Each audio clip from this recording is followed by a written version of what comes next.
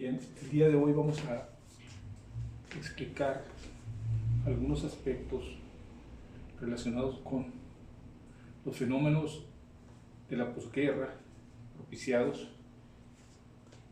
y en consecuencia de las políticas globales que corresponden a la participación del Banco Mundial, del Fondo Monetario, en la regulación y la estabilidad. Particularmente nos vamos a referir a los cambios tecnológicos, a los cambios en la producción, en las relaciones laborales, en las estructuras laborales, al interior de las plantas industriales y otro tipo de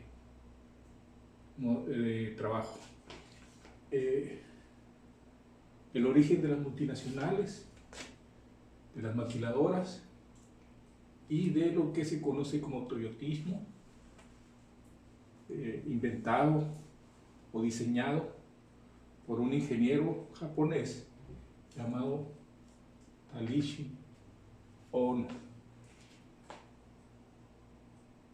Este proceso, digamos, de efecto en la producción, en el invento tecnológico, en la aplicación de la ciencia, se puede representar de la siguiente manera, pensando que el output de la producción, el input y el output de la producción recorren un ciclo, de tal suerte que debido a, por una parte, a la reorientación de los recursos de crédito, de financiamiento del Banco Mundial, de sus filiales, principalmente la CFI, aunque también influye la AIF y otras filiales del fondo. Durante la década perdida para América Latina, bueno, se cerraron algunos destinos de créditos y por otra parte se concentraron lo poco que ya tenía el Fondo Monetario a partir de la crisis de los 80s hacia países cuyos desarrollos industriales se habían logrado. En el caso de Japón, dentro del MITI, en Estados Unidos, en el Pentágono se había diseñado la PC y a la vez también el Internet. Ante ese panorama, o previamente a él, tal vez previamente a él, ocurre este cambio desde el punto de vista técnico y tecnológico, ¿no? Al interior de las fábricas. Era posible segmentar el proceso de producción en fases en donde se llevaban a cabo funciones sobre la mercancía, es decir, sobre el objeto del trabajo, ¿no? Gracias a inventos en Alemania, pero posteriormente también en Japón, en Estados Unidos, en California. Esta segmentación significaba que partes de la fabricación podrían tener un proceso similar y adscribirse a un segmento, otro proceso similar. Digamos, por ejemplo, en la fabricación de las licuadoras, que es donde ocurre por primera vez este fenómeno, pues se fabricaría el chasis en una parte, ¿no? En otras se ensamblarían ciertas piezas mecánicas o electromecánicas, y en otras se colocarían o se trabajarían los productos eléctricos, los motores, en otros los conectores, y así hasta el ensamble final, el cual podría desprenderse de la secuencia de los procesos anteriores por completo, de tal suerte que podía ser colocado de esta planta industrial en otra planta totalmente independiente, separada, aunque se trataba dentro de la empresa de una no de una compra-venta, o sea, de una mercancía no terminada sobre otra mercancía finalmente dispuesta para el público. Esto propició la separación en Alemania, en ciertas provincias, aprovechando la mano de obra barata, pero algunos otros aspectos como de mercado o de disposición de materia prima, lo cual podría obtener ciertas ventajas. Fue un economista canadiense, Stippenheimer, quien comenzó a elaborar estudios prematuros desde 1960, su tesis doctoral, acerca de las ventajas que podían tener el tipo de empresas que se segmentaran el proceso de producción y separaran una parte de esta fabricación de la misma mercancía y que realizaran operaciones fuera de la ciudad o de la sede de esa empresa y en relación con ciertas alianzas en términos comerciales o en términos de inversión con empresas nativas de los lugares en donde se localizaba o se relocalizaba una fase de la empresa, lo que se empezó a caracterizar, aunque creo que fue en México donde se le llamó por primera vez maquiladoras en la contratación gubernamental o económica y comercial, y a la vez también de alianza productiva entre empresas, lo que se empezó a llamar maquiladoras. Pero cuando menos Stippenheimer le llamaba empresas multinacionales, es decir, que podían localizarse no al interior del mismo país, como sería en Alemania, sino posteriormente ya podían estas empresas trasladar una parte de su proceso de producción fuera del país, fuera de la nación. México, Brasil, pero también en Hong Kong, Corea, algunos otros países asiáticos. Bueno, pero ¿qué es lo que observaba Stippenheimer, que le empezó a observar como ventajas que podían tener empresas diseñadas desde el punto de vista técnico y tecnológico, pero también desde el punto de vista de la inversión, de las relaciones comerciales o no comerciales dentro de la misma fabricación de productos, a lo cual podía hacer ventajas en comparación con otras empresas que no llevaran a cabo estos procesos o que lo llevaran no tan acentuadamente. Así que, por una parte observa en la primera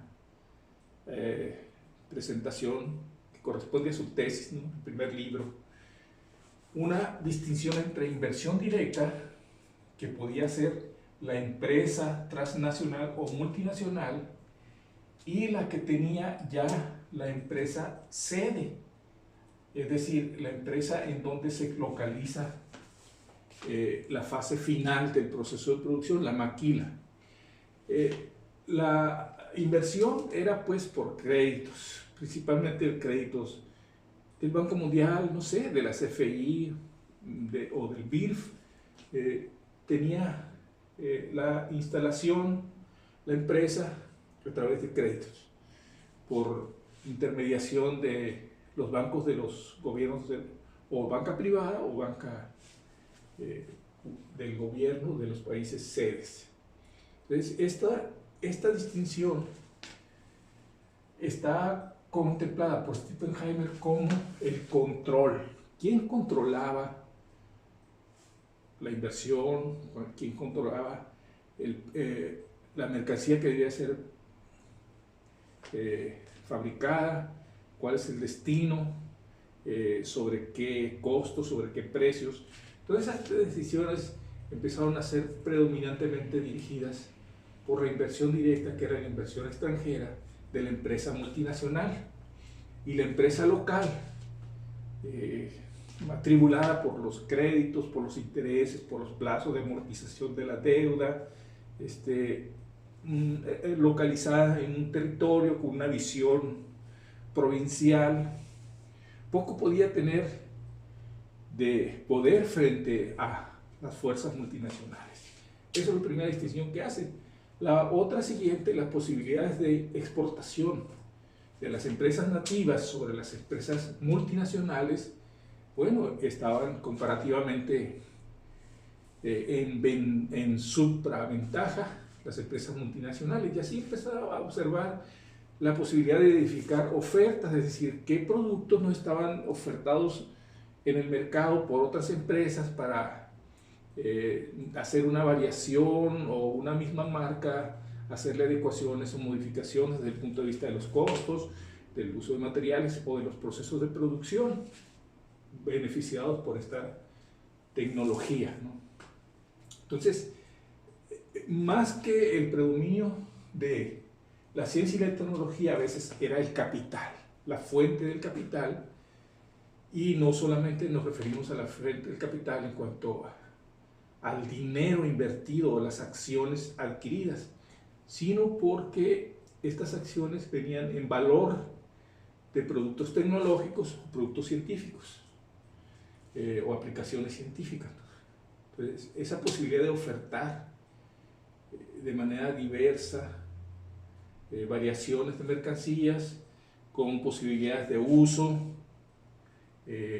aplicado, diferenciado según las culturas o según las preferencias de los consumidores, de los que adquieren finalmente la mercancía. Pero también influían en estas ventajas que podían tener las multinacionales es el manejo de las licencias. Por fin se puede generalizar el registro a nivel, o los criterios de registro a nivel internacional de licencias de uso de tecnología o aplicación científica. Pero también los impuestos de los países podían ser decididos por las multinacionales para ya sea localizarse en una región, en una provincia o en una nación determinada. Y claro, por supuesto, los salarios, ¿no? En las ciudades ya el avance de la lucha laboral, sindical, había puesto ciertas condiciones de salarios, de percepciones, de prestaciones, digamos, a el costo, digamos, de las empresas, por lo cual también puede ser un criterio en donde se buscaran ciertas ventajas de parte de este mecanismo de relación entre empresas multinacionales y empresas locales que funcionaban de manera complementaria, digamos, a las transnacionales. Este fue un proceso que duró, pues, desde el 60, que fue desarrollándose, haciéndose complejo, hasta el 80, cuando estalla la crisis financiera, la década perdida, que es el señuelo, digamos, que nos permite identificar lo que ocurre en esa fecha, en donde ya viene de golpe un cambio tecnológico más allá de las maquilas y de las multinacionales, en un desarrollo más profundo y de más impacto, ¿no? Que es el descubrimiento de la PC y el Internet. La PC en 1985 y el Internet en 1986. Está dentro, a la mitad, digamos, de la década perdida. Hay variaciones de fecha, ustedes van a ver allí en los documentos que corresponden a la clase respecto a cuándo se descubre, ¿no? La PC pues, fue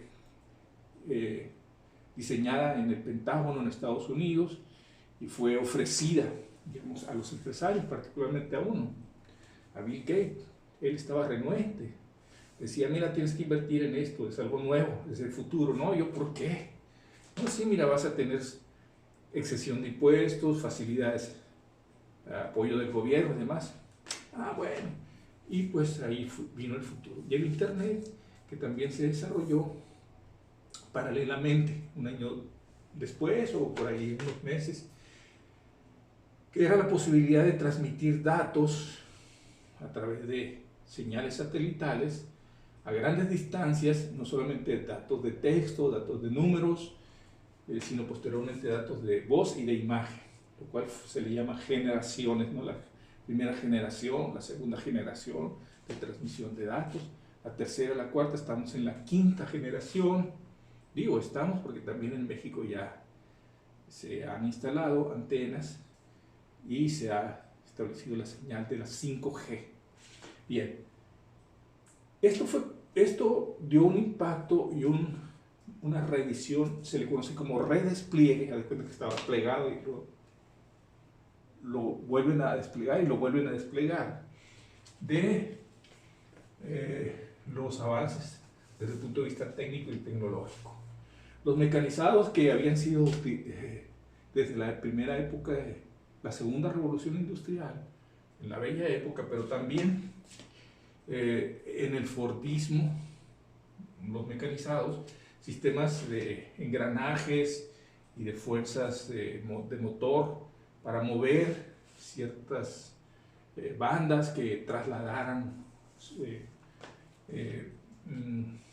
dispositivos para la fabricación de alguna mercancía. Pero después sistemas automatizados, a través de una PC y el Internet, que actuaban de manera propia, es decir, tenían su mecanismo, su toma de decisiones a través de lo que conocemos las barras, el código de barras, ¿no? El código de barras, un ojo lector podía mover por ciertas direcciones ¿no? los dispositivos o las herramientas o los implementos que se iban a colocar dentro del ensamble. Y finalmente los robots. Esto es lo que ocurrió en el Japón por la idea de Taishi Ohno,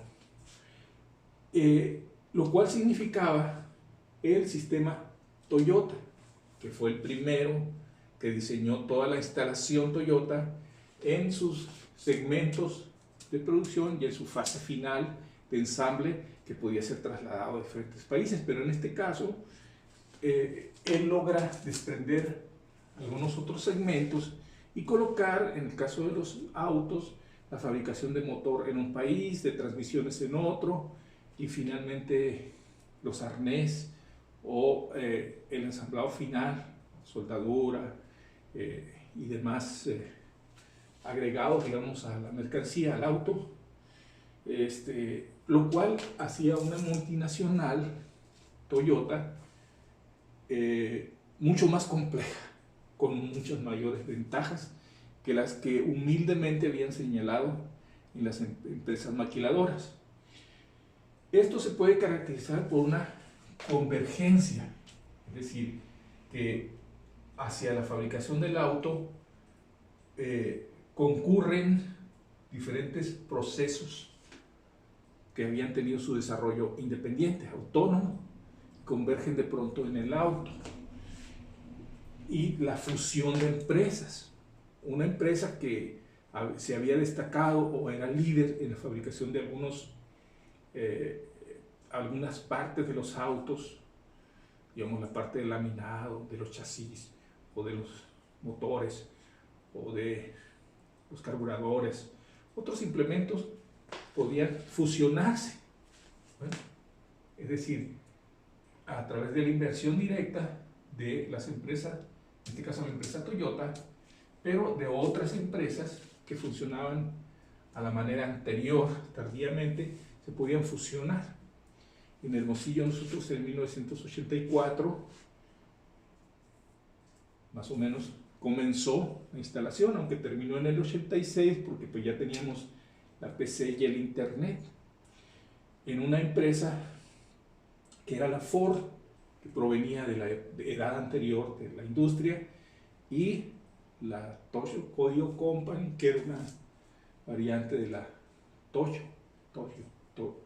Toyota. Entonces, que fabricaba partes eléctricas, electrónicas. Entonces se fusionan y forman como dos grandes empresas, una dependiente de la otra, y en fin. Y se crea ya un proceso de producción donde se revoluciona esta inocente segmentación de las maquilas. Se introducen conceptos como es el justo a tiempo, que significaría la anulación de almacenes, tanto almacenes de piezas a ser ensambladas como de materia prima, pero principalmente de mercancías output, es decir, que ya salidas del proceso y ya puestas a venta, en el sentido de que podría el cliente anticipadamente hacer un pedido individual con sus gustos particulares. No sé en qué película vio un auto así, demás, y en fin, y ya se lograban las fantasías, pero se hacía el pedido y ya sobre el pedido convergían, digamos, las piezas y se entregaba la mercancía. El primero el pedido, luego la fabricación y la entrega. Se llama justo a tiempo, ya que anula almacén, lo cual también significa una gran cantidad de gastos o costos previos, digamos, al proceso de producción, que no se cargan y permiten manejar ventajas que no habían sido pensados en la época de la maquila. Ahora, y gracias al internet y a la PC. Bien, los equipos de producción hacen cambiar o revolucionar la cadena de montaje en cuanto a puestos individuales aburridos, de largo bostezo, en actividades sistemáticas, estandarizadas, sino que los equipos de trabajo hacían su función de manera acoplada, de responsabilidad colectiva y de reacción inmediata, lo cual permitía pues cierto razonamiento práctico, tampoco de largo alcance, pues, pero sí al menos en lo práctico, y desarrolla, digamos, culturalmente ciertas naciones o ciertas regiones podían adaptarse a este tipo de procesos, como en el Japón. En México sí se aclimató, digamos, el sistema de trabajo en equipos, porque no había demasiada experiencia o predisposición del trabajo estandarizado de Ford, o era menos, pues al menos, era menos, pues, ¿no? Pero no en Estados Unidos, en ciertas regiones, imposible. Ya el ciudadano norteamericano estaba taimado, estaba demasiado organizado, ustedes saben, ¿no? Y además de que estos equipos de producción pudieran cuidar que no hubiera errores, vigilarse entre ellos mismos. Equipos de 10 que trataban de producir si era veloz o era lento y que no hubiera errores. Siendo veloz, pues se evitan los errores, cuidándose o ayudándose, colaborándose los unos a los otros. Porque surge aquí un concepto de colaboración que era posible.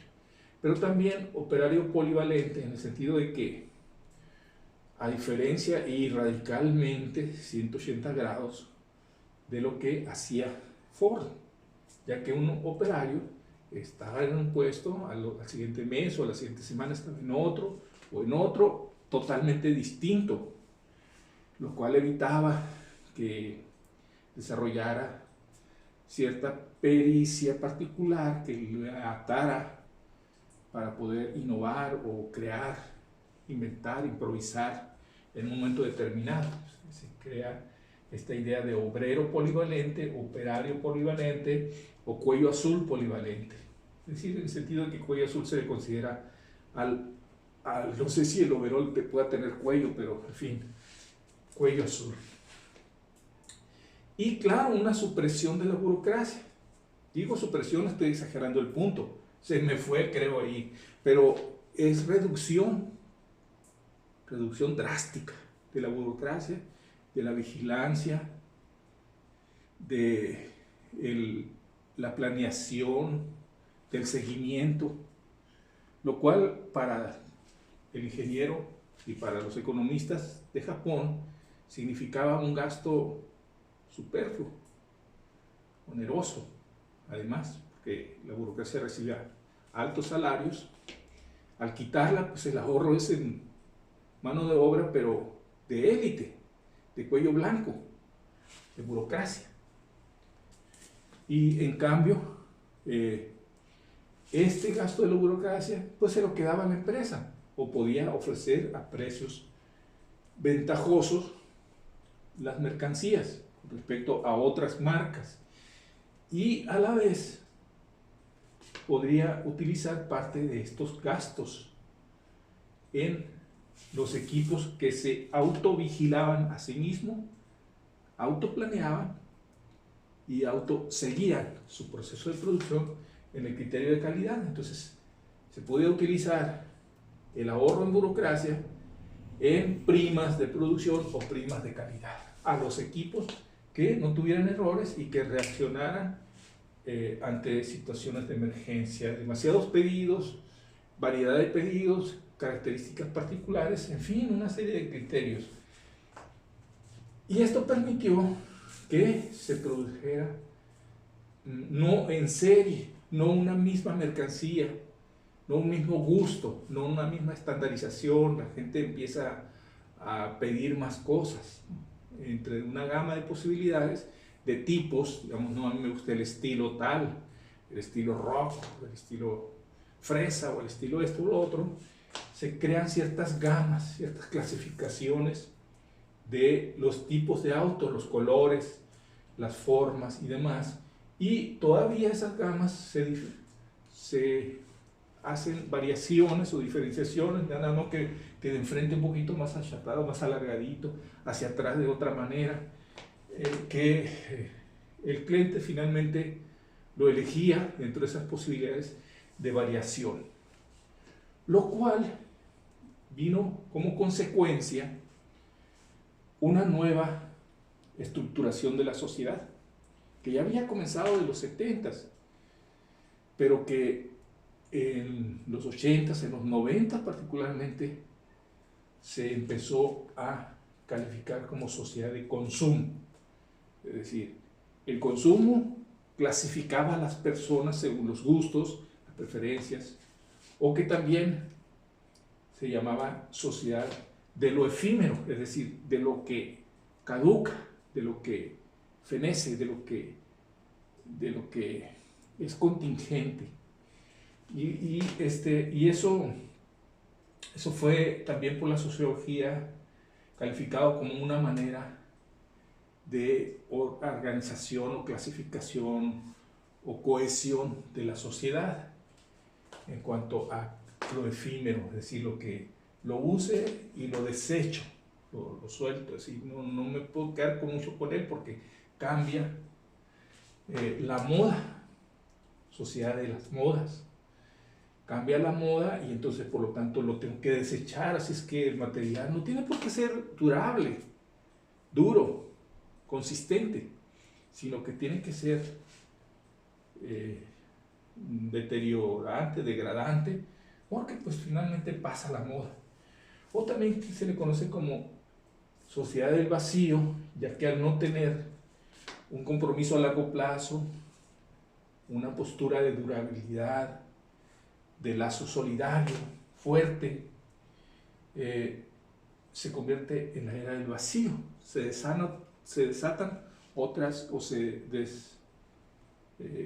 desatan, se sueltan ciertos lazos que había anteriormente en las familias. Bueno, ahora están los amigos que tienen los mismos gustos, de la región, de la ciudad, se rompen.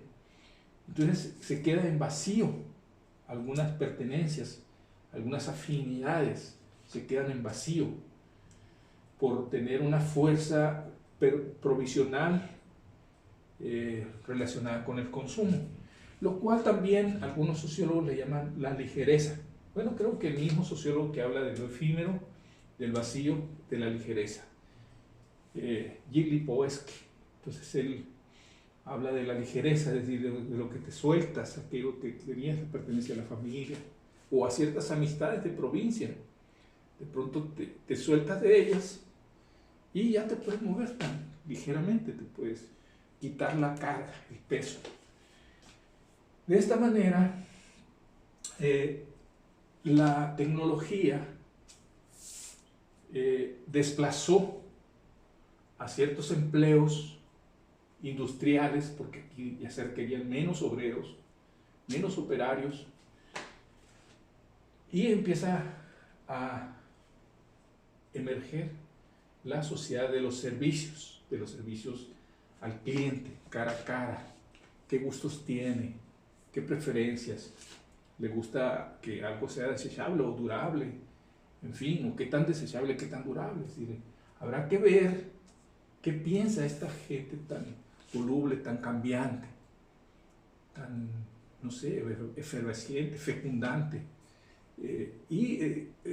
Ese trato cara a cara, pues, significa el empleo en un campo del comercio o de los servicios, de la atención, del cuidado.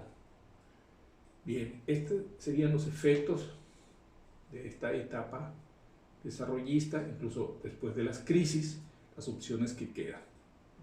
Es todo por hoy. Gracias.